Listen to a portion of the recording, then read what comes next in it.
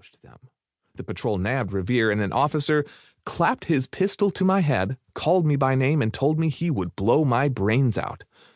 After some questioning, Paul and the soldiers heard a volley fired, coming from Lexington. It spooked the redcoats. The militia was out. The soldiers took Paul's horse, let him go, and bolted away into the dark. The moon threw a pale light on the wet ground, and Revere was able to make his way by its cast. He stumbled through the headstones of a graveyard and some pastures until he came again into Lexington.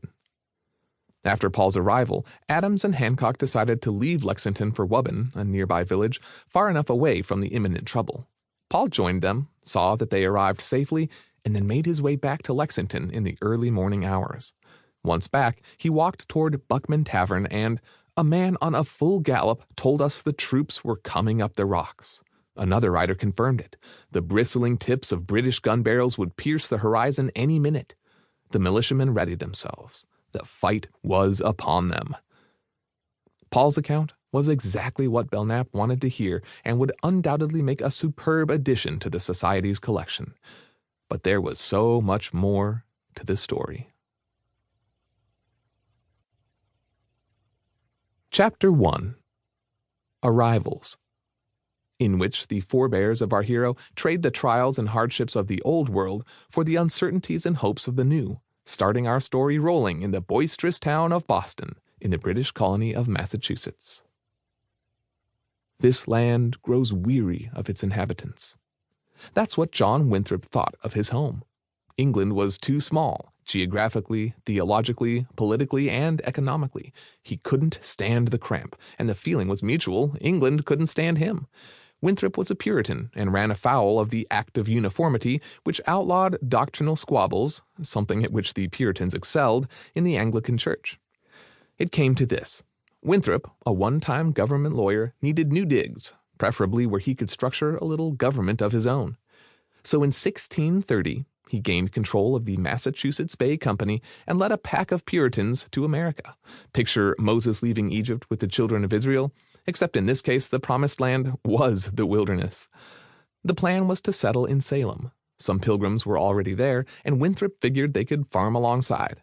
But that plan was hatched several thousand miles away, and when Winthrop and company actually arrived, they realized that clearing the dense woodland was too big a chore.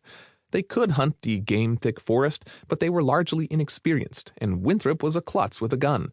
As a young man, he gave up hunting because, "I have gotten nothing at all towards my cost and labor," a roundabout way of admitting that he was a lousy shot. So, down with Salem.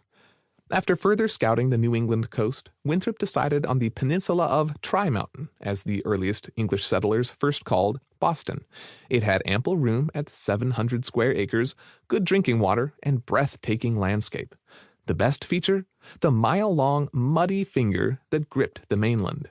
Boston Neck doesn't exist today as it did then.